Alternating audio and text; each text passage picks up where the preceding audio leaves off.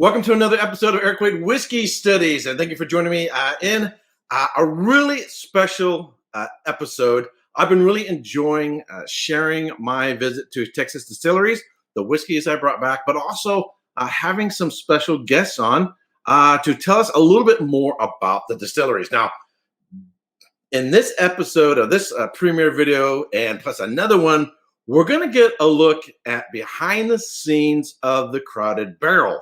Now, in case you're not familiar with the Crowded Barrel, to make it sort of a long story short, a gentleman by the name of Roy Williams, this is one of his books, Secret Formulas of the Wizard of Arts, basically a marketing and advertising genius, started a school in Austin, Texas, had a campus there, very unique campus there. But if you haven't read this, if you're not familiar with it, fantastic writer. I love the way it's written. Started a marketing school, very successful. The son, Rex, recruited Daniel Whittington to come on as like a chancellor or vice chancellor to help run the school. Daniel started introducing students to whiskey because that was Daniel's background. He would do like a little, seminar on exploration of Scotch whiskey. So each step here kind of grows and grows and grows. And then that became the seed to create the Whiskey Sommelier School and a YouTube channel in which they took the philosophy and methods of the marketing school and applied it to the YouTube channel and to the distillery. Excuse me, I'm going to get this out of order. To the marketing school, to the sommelier school, and the YouTube channel, and then that gave birth to a distillery that was 100% crowd-funded, hence the Crowded Barrel, by those who have joined the Whiskey Tribe. Now, within just a couple years, this channel exploded to now, last time I looked, they've got probably over 220,000 subscribers. It's the largest whiskey tour channel. They have a second channel, the Whiskey Tribe. So that's the Vault and the Tribe. Now, that's kind of covers a lot. The marketing with a segment that is a Somm school, which spawned two YouTube channels, which then spawned a distillery, right? So there's a lot going on there. And I have visited there a couple times. It is really, really, really a magical and really unique place to visit. And so what I want to share with you is a little bit behind the scenes with my next couple of guests. And the first is a gentleman who, if you visit the tasting room, the Fang and Feather of the Crowded Barrel, you may have the opportunity to meet. And if you're a member of the Whiskey Tribe, you've probably seen his name, Whiskey Tribe Facebook group, right? I hope I'm getting this clear. I haven't started drinking yet, so this is just from all my excitement.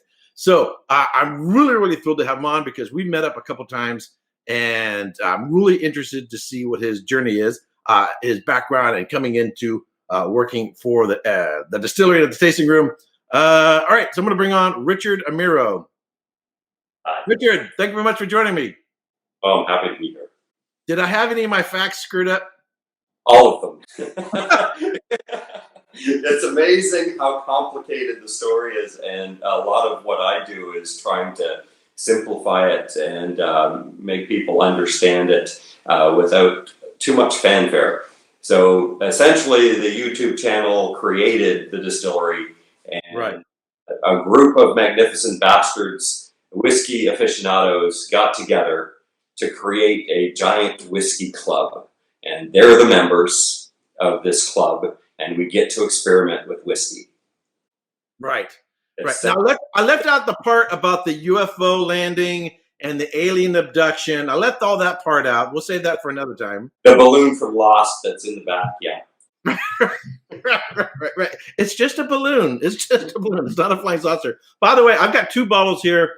I think the first series of whiskeys I had is the Eleanor. If I get on camera, I have the Eleanor, which I picked up my first visit there. This is a special bottle, probably no longer available, hard to get.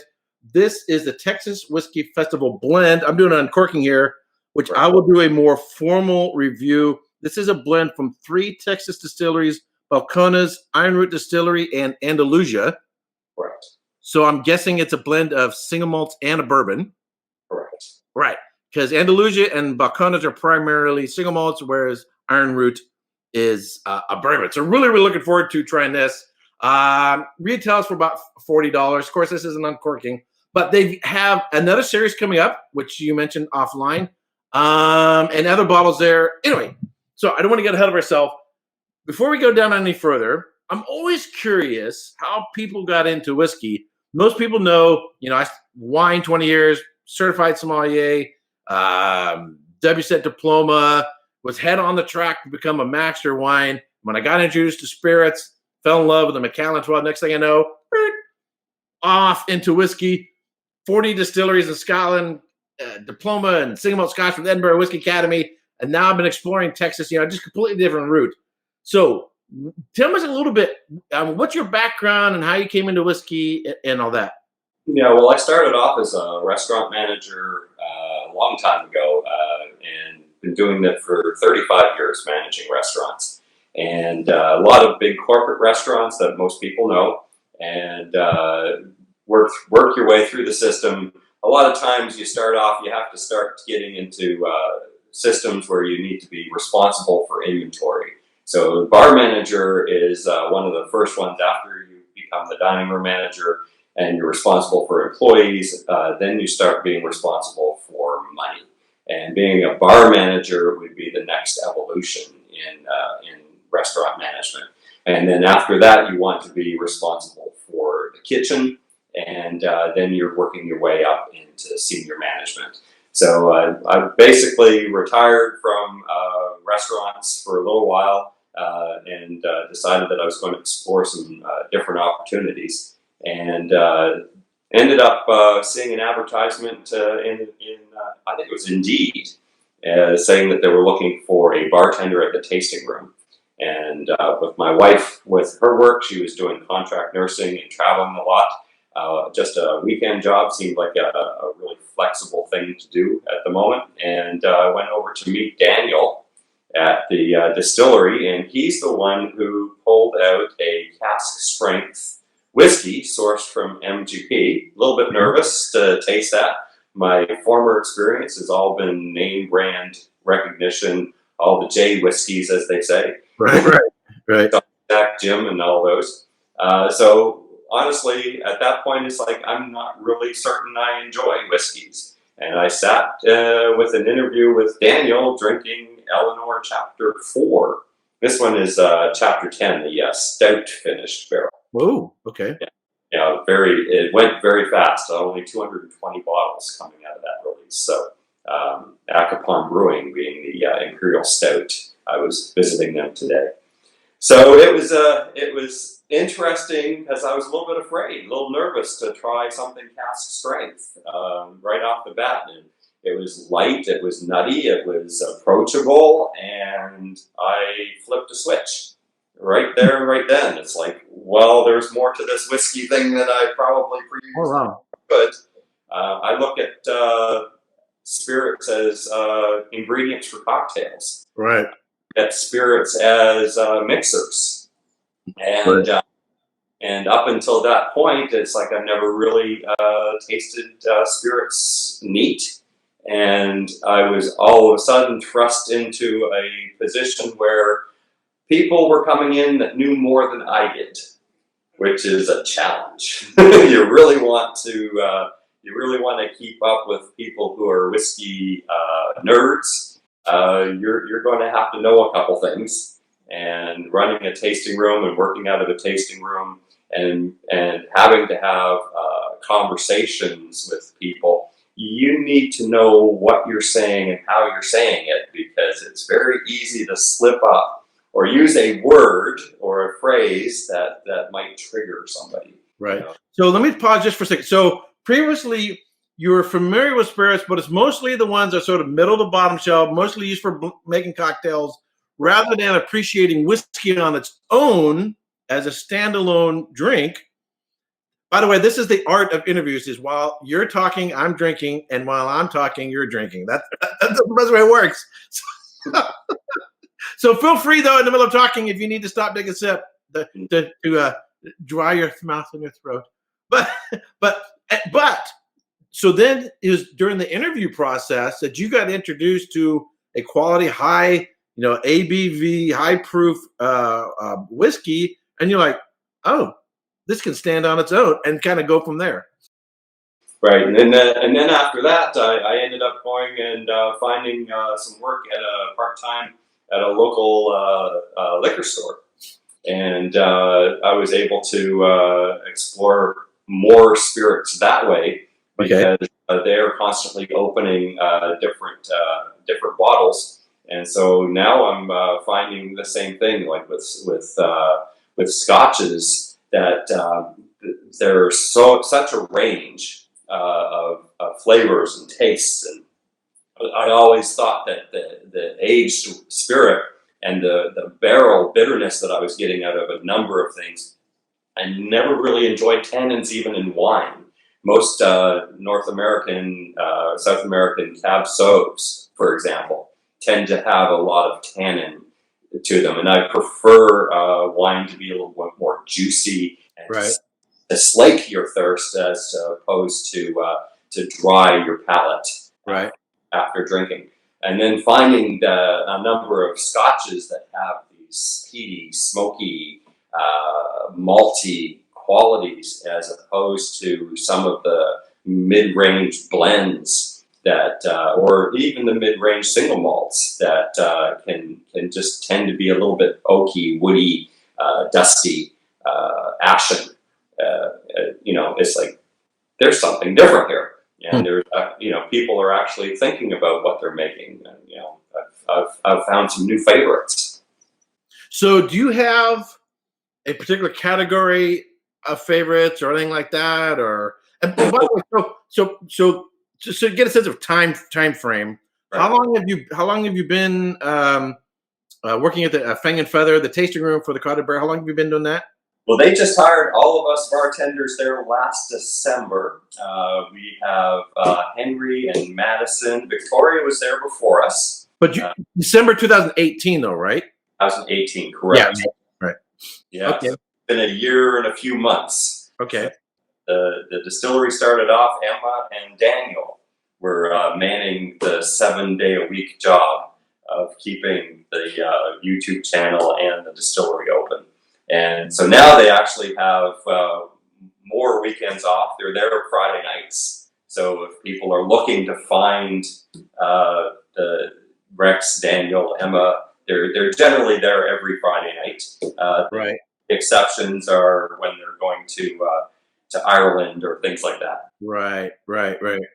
So before you had this sort of awakening with a whiskey on its own, did you have particular cocktails that you might regularly have, or anything?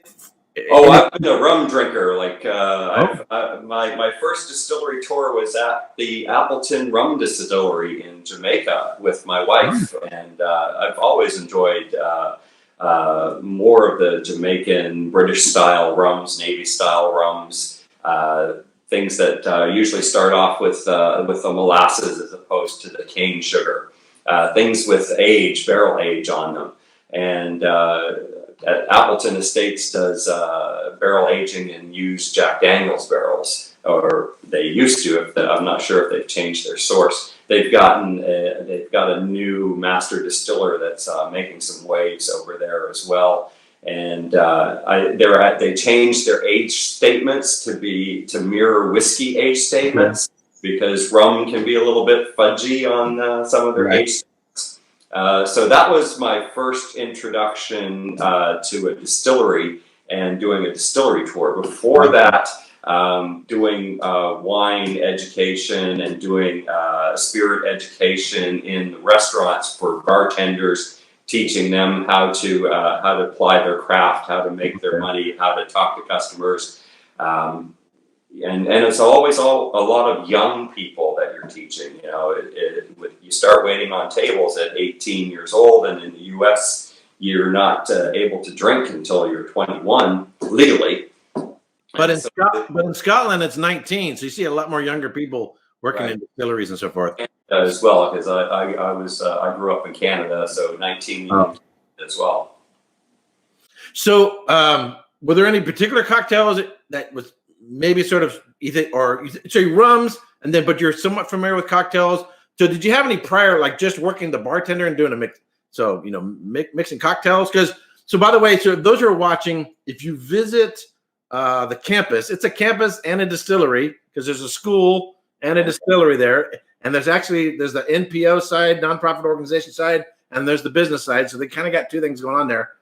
As you approach, and they're kind of up on a hill, and the property is somewhat slant. As you approach, you can see this tower sticking up above the trees, and then you're heading there, and you're following your GPS, and then you kind of make this windy road down, and then you hang a left, and there's sort of the walls and the fence, and you kind of go this narrow road, you go over a little bridge up in the parking lot, then boom, you're kind of there, and it's just really, really, just approaching the place is unique to get there. And so if you go up to the tasting room, and then on the outside, they have all these open patio areas where people hang out there, people smoke cigars, and then they have a small tasting room. You can sit inside as well. But here is where you will meet Richard, and they don't just serve, just this bourbon or whatever they might have open. You can also have cocktails there as well. And so I enjoyed them, particularly on a hot day, as they have in Texas, to have something on ice that's a mixed cocktail there. So that's part of what Richard does there, as well as educating people who are coming into the door as well. Yeah, luckily they've given me a little bit of a free hand to play with cocktails. There's a little bit of handcuffs though, because when you're in a distillery in Texas, the cocktails that you're making, you have to use spirits that you've distilled and bottled there. Okay, right. So putting in a vermouth to make a Manhattan becomes a challenge because you're not allowed to have the vermouth. So where do you source and bottle a vermouth? How do you get that into the distillery? Orange spirits for a Negroni. So if you're trying to make a Negroni, you're going to need Campari or another orange aperitif, and you're not going to be able to bring that into the distillery unless you're making it yourself. So we're using a lot of bitters. We're trying different syrups, and I was trying to avoid some of the flavored syrups to begin with. Trying to keep the sugar content down, trying to express more of what's happening in the alcohol. We've come up with a couple neat aperitif cocktails that will be circling the menu pretty soon. Some people have been raving about them on the Facebooks here and there. One was the bitter walnut aperitif cocktail that we made with brown sugar and walnut bitters and a splash of coffee. So yeah, it's been interesting. One of the things I found kind of surprising when I was there is, I know about everything on there because of seeing them on YouTube, right? And when you visit there, you kind of go, well, everybody who comes here knows about the Whiskey Bottom. Is a huge channel, and the Whiskey Tribe. Obviously, everybody who comes here already knows the story, knows at the back end, and knows everything about it. And yet, time and time again, it's like someone who's they're just coming here to see what's going on here. Really, really surprised by that. Well, the whole area is more of like a tourist area. We also have the wedding venue that you missed out on. So we do 1,000 weddings a year on the property. There's a chapel on the property. And so we have people that know the property from that perspective. Okay. It's like, we had our wedding here, and this wasn't here the last time we were here. So you have those conversations, and then you have people doing the Hill Country tour, going to the Salt Lake Barbecue down the road, which is experience with us. And so Desert Door Distillery just down the road as well. So there's a number of different distilleries, breweries, wineries. I think you went to a winery just down from the Salt Lake as well. Yeah, right across from Salt Lake. Is it Fall Creek? Yes. Yeah, Fall Creek. Really, really nice wines. I like the Grenache Syrah Mourvèdre. Not to go on and on about wine, but that's my background. So the one I really liked there was a Grenache Syrah Mourvèdre. Right across from there is a killer, spectacular barbecue. In fact, just before the Bachelor's Ball, a bunch of us whiskey tubers met up there, and Iron Root, they're doing a unique bottling. And we did a tasting there, and they chose what everybody liked best. And so they got a special bottling coming out down the road there. So is this kind of your full-time gig, or someone retired doing this, plus you do other things, or you got anything else going on whiskey-wise? Weekends at the Crowded Barrel, part-time during the week. I'm at the Total Wines liquor store. And then part-time when time allows, I drive Uber here and there. So sometimes I'll even drive patrons home from the distillery. And seeing as you mentioned Iron Root, congratulations to them. They just right. Yeah, when they're was the best bourbon in the world, something like that. Yeah, the whiskeys of the world. They just won best bourbon in the world. That's amazing. That is something else. We're getting some recognition. So one of the things I like about the Texas whiskey industry. So whether you're talking about the wine industry, you're talking about the Napa Valley, you're talking about Bordeaux, right? I'm interested in the people. I'm interested in the culture. I'm interested in the climate and the sort of atmosphere of the culture behind it. And so, for example, in the Napa Valley, which is, there's 400 wineries. I've been to 136 of them. I was just up there last weekend for Institute of Masters of Wine event. Friends up there. Is, for example, when they had the fires over the last couple of years, all the wineries jump in to help each other out. Historically, if you're the next vineyard over and someone's doing harvest and their tractor breaks and you're not doing harvest, you don't need the tractor. You drove your tractor next door so they could use your tractor to help you out. It's just that kind of, we all hang together, we all survive together, or we all die together, that kind of thing. So there's a competition, but also a neighborliness, because if you got a pest in your vineyard, it's going to get in their vineyard. So that sort of symbiotic relationship there. And what I'm seeing also in the Texas whiskey industry, which I really like, is these are hardcore guys. These are guys, you're really putting everything out there in order to try to survive and make it. And when people think of whiskey, at least up until now, people didn't think Texas. So these are people that are really putting their lifeblood into this to make a go of it. And yet there's a friendliness and a camaraderie where they have no problems recommending and talking about each other's whiskeys and hanging out and stuff like that. And I really, really like that. Yeah, it's amazing. I think I've found that one place in the world where the world will pass you by. I think that is the Crowded Barrel right now, is the one place in the world where if you sit there long enough, you're going to meet everybody that is involved in that world. We've seen all of the different distilleries. We've seen new distilleries coming and checking us out. We've seen famous authors coming through, YouTube video personalities that are coming through the property, and then also with the marketing school, people from those industries coming through, and former patrons and high-end business people. Right. So it's a remarkable place. The conversations are all over the place, and they're fun, they're jovial, and it's just a really interesting place to be. Right. So if you're, a lot of whiskeys are not going to be making it out of Texas because they don't have distribution, but even they're so small, most of it's going to be consumed locally. Definitely. Of the most micro, I would imagine the Crowded Barrel is the most micro out of all of them. But also the extreme, very, very experimental as well. But it's definitely a place that if you're going to go down to Texas, you got to put on your list. This is a must place to visit, not only in terms of being able to pick up a bottle, because it's hard to get these unless you have someone else picking up for you. The only way you're going to get them is pick them up from there. But also just sort of, there's what you see on a screen, on YouTube versus what it's like when you actually meet there, to get a sense of the place and the culture and all that. That it's a destination place to just go in there and visit and check the place out and meet the people. I hate the weather in Texas.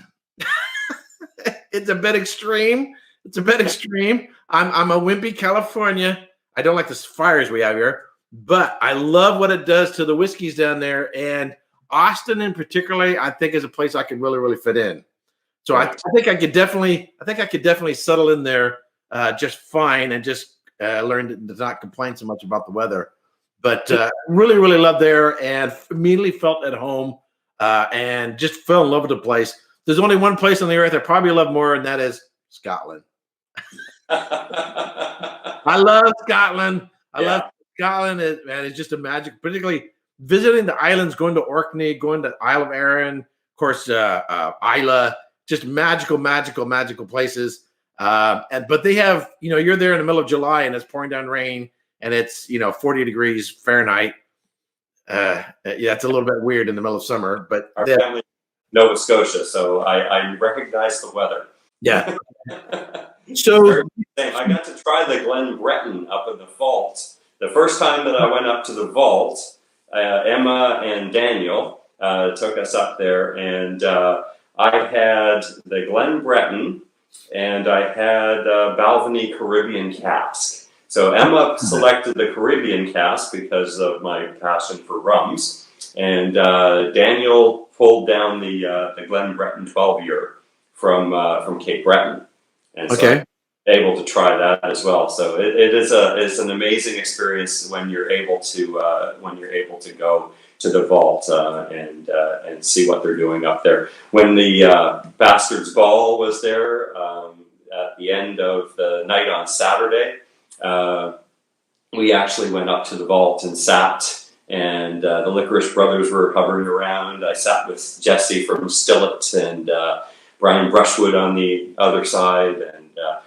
somebody dropped a bottle of Balvenie on the on the table, and we just sat there. I did a Ardbeg versus Lafroy 10 comparison before we sat down. So it is an amazing place, and I feel blessed. So then your whiskey journey sort of only started a little bit over a year ago, because it started when you actually just before you got hired, right? Yeah, pretty well. In terms of whiskeys and using whiskeys as other than ingredients in cocktails, and the brand name ones, the brand name recognition that most people see in stores. So if you said, what kind of single malts do you have? My answer was Glenfiddich, Glenlivet, Glenmorangie. Right. They were all 12-year-olds and no finish, they were just, that's the staple, shelf staple. So where have things gone, you think, since then? I mean, not that you can raid the vault every day. In case no, the vault is, and they just moved to another, because they ran out of room, moved to another room. Their inventory of whiskeys, most of which have been donated by followers, subscribers, people of the tribe, members of the tribe donate bottles. So where's your journey gone over the last year since you started working there? In terms of exploring things and come to like things. I'm not a major collector like most of our fans. I don't have a cabinet wall behind me with all of the Ardbegs. Right. Every expression ever made. The Galileo and the Supernovas, and I live vicariously by taking pictures over at the liquor store. Ooh, some concierge level member ordered an Ardbeg Supernova. There were 2 that showed up at the liquor store, and I was able to take a picture of it. That's as close as I got to Ardbeg Supernova. But the liquor store, I was able to do a couple of classes there. 7 Grand downtown Austin, I was able to check more of some of the Texas whiskeys that are further away from me. We did a tasting with Andy Tincher at 7 Grand of the Garrison products. We also did the Iron Root products with Robert Licorice was doing that presentation. My wife and I were able to sit with members of the tribe and other members of the public that showed up at the 7 Grand tastings. I was able to do a tasting at the Total Wine liquor store, which is a really good way for people to be introduced to product. Generally, those types of liquor store events, there might be a minimal cost to make sure people are serious about it. Sometimes they will discount the cost if you're purchasing products afterwards. So that's a way to go.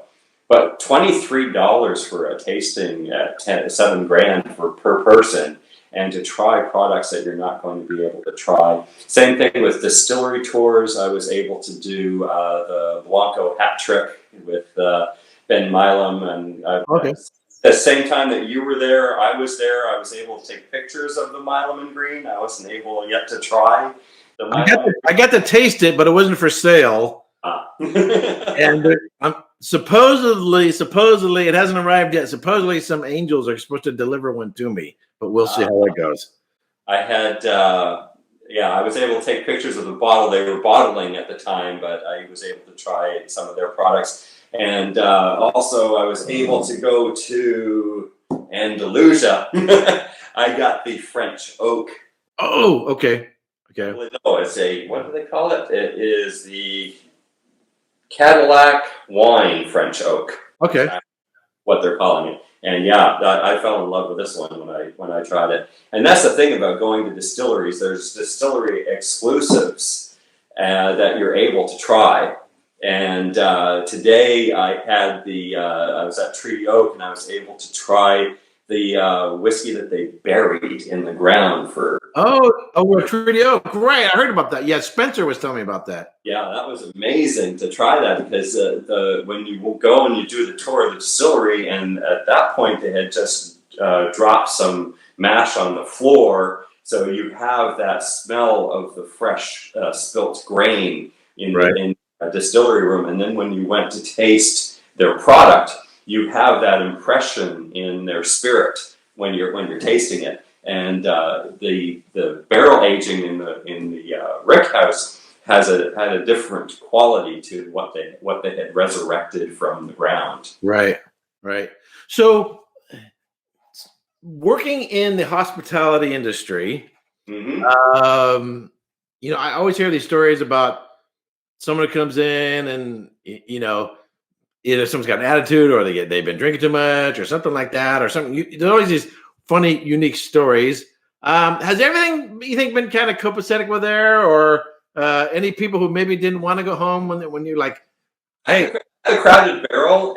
It's amazing, the community, because everyone's walking in there and it's like they are part owners. They have a vested interest in the place, the success of the place, and the continued success of the place. And I don't think it's like everyone that walks in, I don't want to mess this up.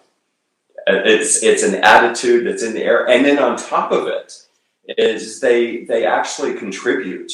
When you get more people coming in, I had a guy this past weekend, and he goes, yes, and this is what you're tasting. And this lady was so patient, but he was helping her with her tasting notes and what she's experienced, how to experience the whiskey, when to breathe in, when to breathe out, how to hold your mouth open while you're tasting and nosing. It was quite enjoyable.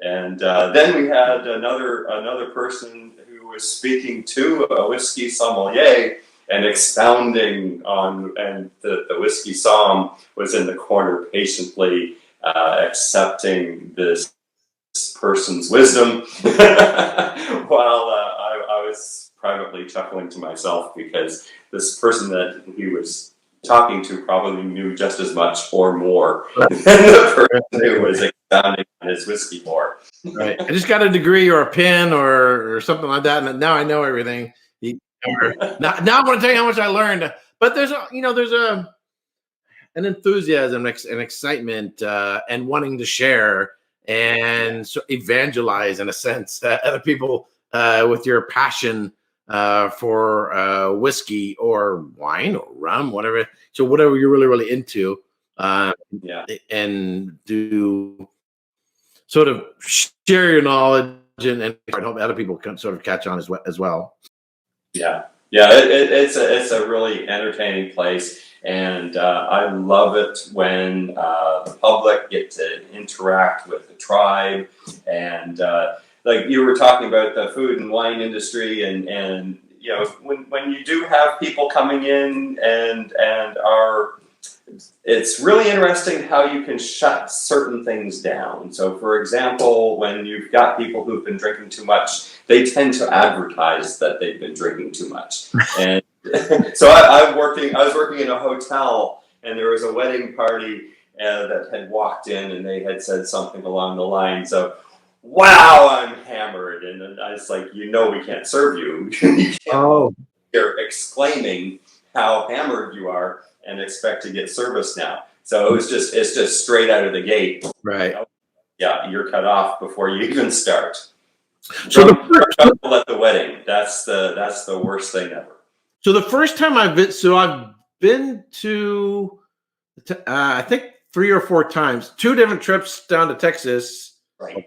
Yeah, 2 different times, but I would make it back there, during the day. So the very first time I went down there and I met up with Daniel and Rex, and we did a video with them, and then Daniel and I did a couple of videos for my channel. There was a food truck out in front, but I hadn't seen, and then we had them at the Bachelor's Ball as well. So is that sort of common there that there's food trucks there on the weekends, or? The food trucks are pretty well set up by the Welcome Center, and I don't really know how all that logistics happens. Right.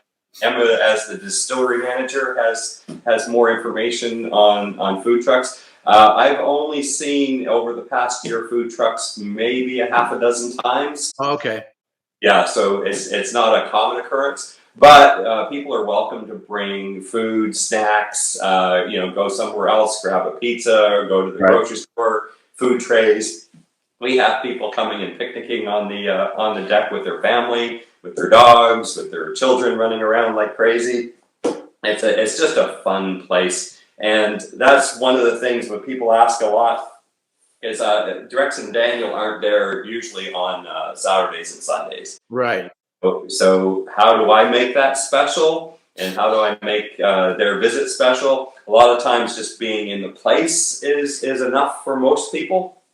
But the thing is there's always one little extra thing that we can show them, one little extra thing that we can do for them that makes it just a little bit more special. They've started some tours. John has been doing some tours. Deb Niemeyer is the distiller. Emma Niemeyer is the manager. And okay. Yeah, Dave Niemeyer is Deb's husband. He works at Acapon Brewing, and he's the one that helped us with the stout finish on this barrel here. So it's a family affair. And Emma's husband is Tommy, and Tommy does a lot of odd jobs and enjoys running the lawnmower. So Emma, she was just doing some stuff over at Balcones, right? Blending? She just finished doing a blending class with Balcones. Okay. So there's 2 Niemeyers. One is the manager, and the other is the distiller. Distiller, correct. Okay, and the one who's actually a distiller, is that her sister or? That is her mother-in-law. Oh, wow. Okay. Now we heard it here. Get the story straight. So I think if you might have to ask Emma what the story exactly is, but I recall they were working out of Houston, Deb and Emma, and they took the sommelier class because they were going to do tastings and curate tastings and do that as a business in Houston. And Daniel, from what I understand, enjoyed their disposition, the way that they worked, and went up and basically said, this is what I'm trying to work on and what I'm doing, and would you be interested in helping us out? And the whole family ended up moving to Austin. But she's been making some really good juice. Okay. And we've been able to try quite a few things there. We've even had a saison that they've turned into a vodka. that Acapon Brewing lost their glycol system, and it was not going to be usable for them. So we were able to distill that down and turn that into a vodka. We may end up using that this summer in a specialty cocktail. Fun stuff. No, they're also, I mean, if I recall, they're also like in the process of getting a bigger still as well. Yeah, so they ended up selling a formerly Royal Brockla 13-year-old, formerly a single malt. It's all these technical terms. Right. once you get a single malt from Scotland and you bring it over to the U.S., they want to bottle it to keep it a Scotch whiskey and a single malt. So to get the juice over here, they had this teaspooning provision. Right. Teaspoon of something else in there to make it officially a blend, maybe a clear spirit. It's now blended whiskey, and they were able to send us a large tote. And all of these things are followed by the tribe, the whiskey tribe. And, I've got it. Oh, you could have challenged me. I got my coin sitting right here. There you go. This is coin number 1. But I also, everywhere I go, I've got my Erik Wait coin. Oh, wow! Make sure that I show everyone at the liquor store. I'm just curious what number. So I only had 100 of those, and I'm planning to come out with another series, but with the beard and a different coloration. And I'm going to have special glasses made, and actually, and if you buy the glass with the new coin, which will be a cover for it, you'll get a free, because I can't sell whiskey. You'll get a free whiskey blend, because I can't sell it. No, that would be illegal. But that should be coming out. Hopefully, I'll get everything done in April, and I'm planning on having a big shindig here at my house. I moved into a large home in December, so I'm planning on having a big shindig here. But anyway, that's a whole nother. Talk about that for another time. So, where do you think in the future what you want to do? Is there anything particularly you want to explore? What do you think you want to do? Or any ideas in terms of your journey forward? Now you've been over a little over a year in whiskey. So you and I are about the same age. I'm 56 this year in May. Okay, I'll be 54. So actually, a little bit. I got more gray than you do. It's in there. It's in there. And I'm a little more clean shaven. Yeah, a little more clean shaven going on there. Yeah, it's disappearing. Don't look from the top. A lot of things right now is learning more about Texas spirits, Texas distilleries, Texas whiskeys. Working with the Texas Whiskey Association and evangelizing what it is that the Texas Whiskey Association is doing with the Texas Whiskey Trail. In the future, I would love to be more of a participant in evangelizing the Texas whiskeys. As you know, the pay is not the greatest thing when you're, even as a restaurant manager. The hours are absolutely horrendous, and the hospitality industry, whether you're a waiter or a chef, a cook, a sommelier, it's really, people get in it because they have a passion for it, because they love it, and it has its own sort of subculture. But what's always kept me out of going full time in it has been the lack of funds. They just don't pay for it. I'll take it as a side gig to do as a passion and love, and then make my money doing something completely different. Yeah, that's the thing. But for myself, the whole conversation around whiskeys, around spirits, has been such a relief, so much fun, dear to my heart. I look at it from the cocktail perspective and the bartending perspective. And it's interesting to see people coming at it from the maker, the person who's crafting, the marketer, and the person who's looking at the reviewer, and how the reviewer is looking at the spirit. Recently, one of our managers at the Total Wine got to meet Jim Murray. I think our tribe members got to meet Jim Murray recently. Renita Revis, who often comes to the distillery. And anytime you mention a name, we assume everybody knows who you're referring to. So I got to pause. So Jim Murray, who does the Whiskey Bible. Correct. Every year. All right. Sorry.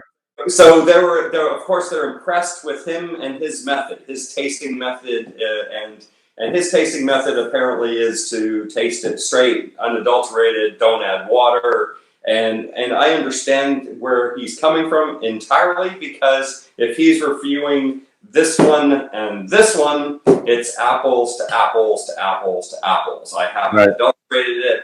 It's the way that it went into the bottle. It's the way the distiller intended. And I'm not going to change it or alter it, because I'm trying to do an apples to apples comparison. Right. The Whiskey Tribe, when they're doing their reviews, they're adding the drop of water and they're going back to it. They're exploring it that way. For myself, I prefer club soda, because it's not going to alter the flavor, but it's also going to give me an idea of where this is going to end up in a cocktail. So I'm getting some sparkle, add an ice cube, turn it into a highball. When I come back to it, some ginger ale brought out some really interesting chocolate notes that weren't there when I was tasting it. Okay. Yeah, so it's fun to explore it that way. Sometimes you'll find something, an ester or an alkali or something that you're missing, and it's like, what was that? And you'll drop a couple drops of bitters in there, and it's like, oh, it was chocolate. It's chocolate bitters. It's not the chocolate that you're tasting like cocoa powder, or it was actually the alkali that you get when you're cooking a chocolate and you're smelling it coming off. Okay. And Okay. So I kind of had a similar approach in my beginning, because, I mean, to come from wine, you want to know what are they producing and how you think the philosophy was, this is how I made my wine. This is how I intended to be consumed. You know, maybe, you know, a Bordeaux, maybe need to age it for 10 years for it to reach its, you know, peak, you know, maybe 8 or 15, 20 years, or a Barolo, it needs to age longer. You're tasting it in its youth, but you have to keep that in mind that it's at its youth rather than at full maturation from the bottle. But I came to that approach with whiskeys is I really wasn't into putting water into it. And I was starting with minis all the time. Now, I bought 104 minis that I had shipped over from the UK. But then as I continued along in my whiskey journey, I realized there is a different experience and getting it below the neck, getting it down past the shoulders.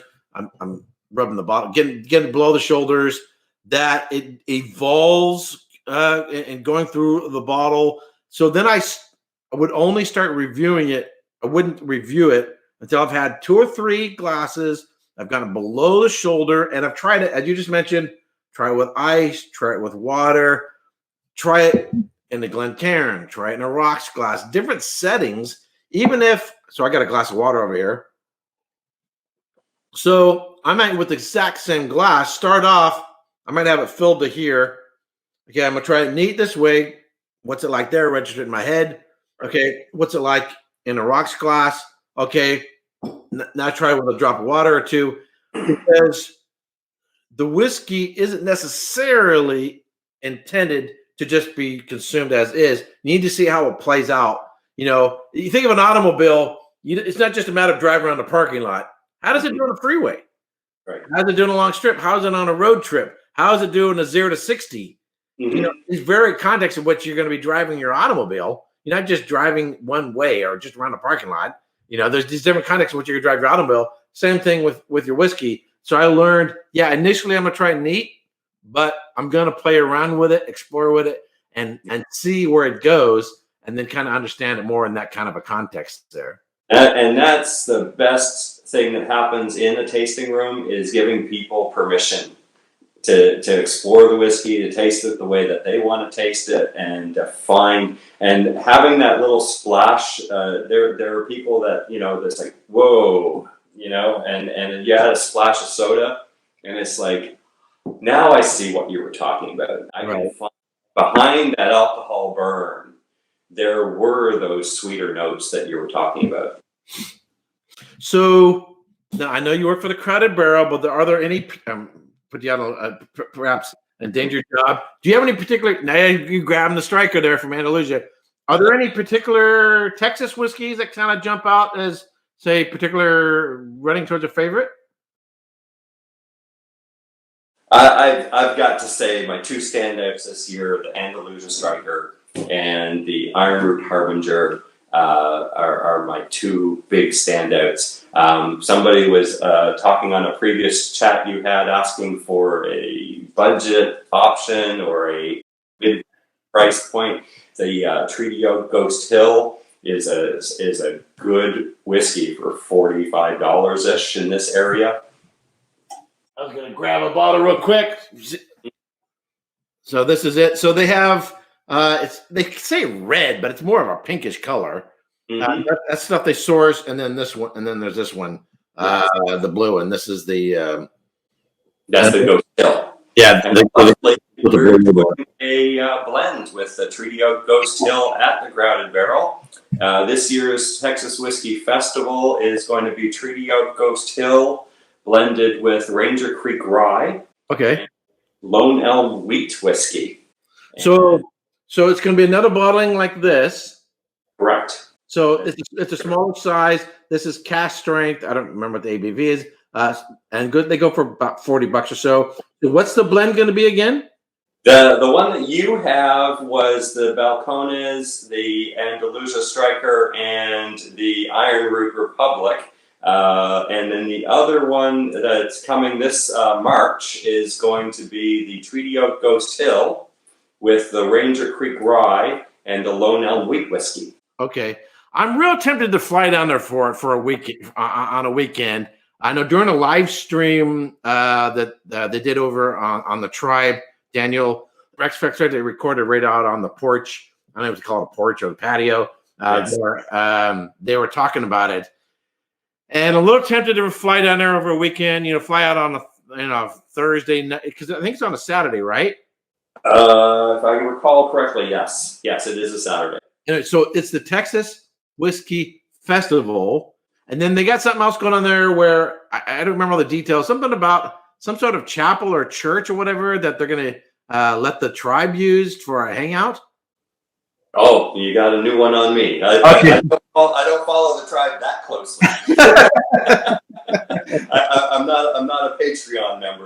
Okay. Well, things that I miss out on.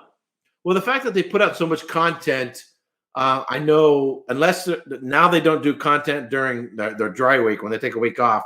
But I watch every one of them. When I come home I used to catch them during my lunch. Now, when I come home from work, it's like the first thing I do. Boo!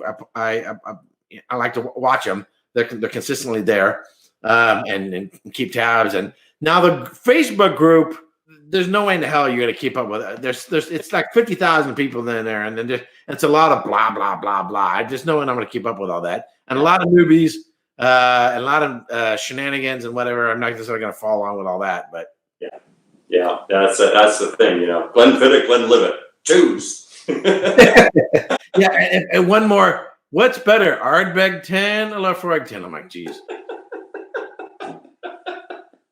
Yeah, when one more person asks, so what's this kung fu about? There's this phrase at kung fu. I'm like, yeah. If I hear that one more time, I'm gonna slash my wrist. It's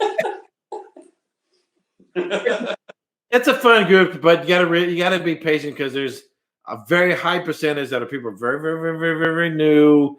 And they may be something you shouldn't do is drink and post. People drink and then they post and and whatever, or respond to a post, that kind of a thing. I do not have the patience to be a moderator because I'd be like delete, ban, delete, ban, delete, ban, delete, ban. I don't have patience for any of that. I was at the liquor store the other day, and we had a whiskey newbie basically walking into the liquor store, and he's been following the tribe, and he was intimidated coming over. Like when he expressed that, I've been watching these guys on YouTube, and I'm trying to learn some new things. And I said, well, you should come on over to the tasting room because we can show you around and talk about whiskey. And he says, well, I still need some more experience. And it's like, no, you don't. Right. That is part of the experience. Right. Coming in and having this curated tasting happening.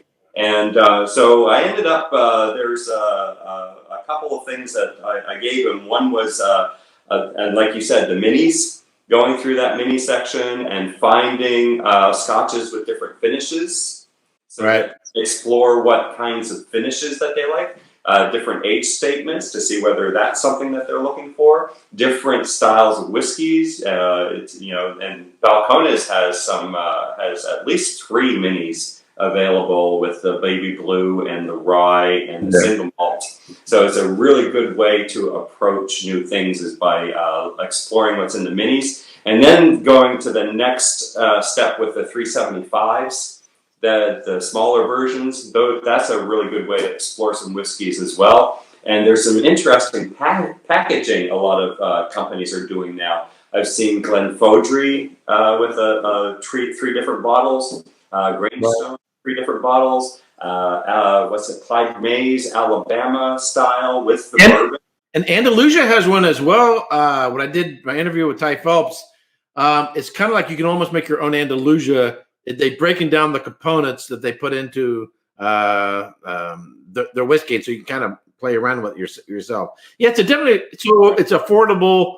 Yeah, you don't get the full experience. I've experienced it from the neck through the shoulders and all that, but it's a good way to have affordable way of approaching stuff and trying stuff, and then go, okay, now I'm going to go get a larger bottle, and go from there. Yeah, at the liquor store, one of the most interesting bourbons I tried this year was the Joseph Magnus. Oh yeah, yeah.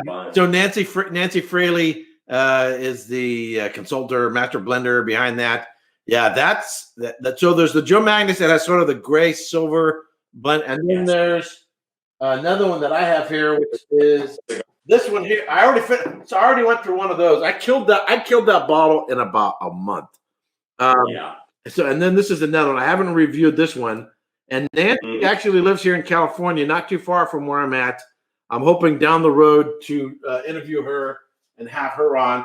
Absolutely fascinating lady. But yeah, those are some spectacular whiskeys. Really, really, really like those. Yeah, that'd be great to have her on. And I actually saw a video with her and the Licorice Brothers because she was helping Iron as well. So yeah, that was a really good video. Yeah, so for Still Austin and Ironroot, she consults for them as well and guides them along. She's sort of a Jedi master of whiskey and helping people. Really neat stuff. Is really approachable what Still is doing. I think they're appealing more to a younger demographic, and people are seeing that there's some really interesting things that can be done from that perspective. So it's a nice little place. I haven't gone to the distillery yet. I've only been outside of it twice, dropping some Uber people off. But I've had it over at the liquor store, and they're doing some really good things over there. So, something I was just going to think about. So, did you know about the whole Tribe the Vault and the channel, all that before you went to work there? Not at all. Not at all. That is, the assumption is, oh yeah, you were a fan. And you watched the channel, and you were into it, and then you heard they were hiring, so you went to work there. But you didn't really know about it. I can lie for you if you like. No. It's just funny. So where people start from, and where people end up somewhere, and how they got there, and how they met someone. Just the different paths that people have. I just find fascinating, in how people arrive. So, for example, the whiskey friend Alan. If you go watch his channel right now, he has just bottles all over the place, and he's a couple years older. He's about your age, a couple years older than I am. He's from Glasgow. He has a Scottish accent. He lives in Manchester. His wife is English. He's Scottish. So, what would you assume a gentleman like that with this huge collection and this accent and being from Scotland? Oh, this is an older guy. He's been into whiskey a long time, and this is that. Nope. He was a collector and investor in Scotch whiskey and not drinking it. Right. And yet he knew the trade, he knew the business, he knew the bottles, he knew the market, he knew everything about it. He just wasn't into drinking it. And then eventually he started tasting, started liking it, and then started a YouTube channel. I was like, who in the hell comes to a whiskey from that direction? That's so unique, so odd. But I just find it fascinating. So for me, yeah, I love the whiskey. I love visiting Scotland. I love visiting Texas, even if it is 3 feet high and rising. You know, to quote a Johnny, Agrees. to quote a Johnny Cash song. To quote a Johnny Cash song. You know, it's always amazing the people aspect of the whiskey world and the journeys that people go through in order to arrive at whiskey. You kind of assume certain things, and you find out nope, people come from a completely different path, completely different direction, and yet sort of arrive at the same place, having this great love and passion for whiskey. Anyway, so that being said, we actually hitting just about at the hour. I want to thank you very much for coming on my channel and give people a little bit more of a, well, clarify some old things about my head, things I misunderstood about the distillery, and give people sort of a behind the scenes look a little bit about the distillery. And if anyone is watching this, and if you ever in town, I definitely highly recommend dropping in at the Fang and Feather, and you might meet Richard here. Thank you very much, Eric. This has been really fun. Cheers. Cheers. Hey, don't forget to subscribe and check out these other whiskey videos.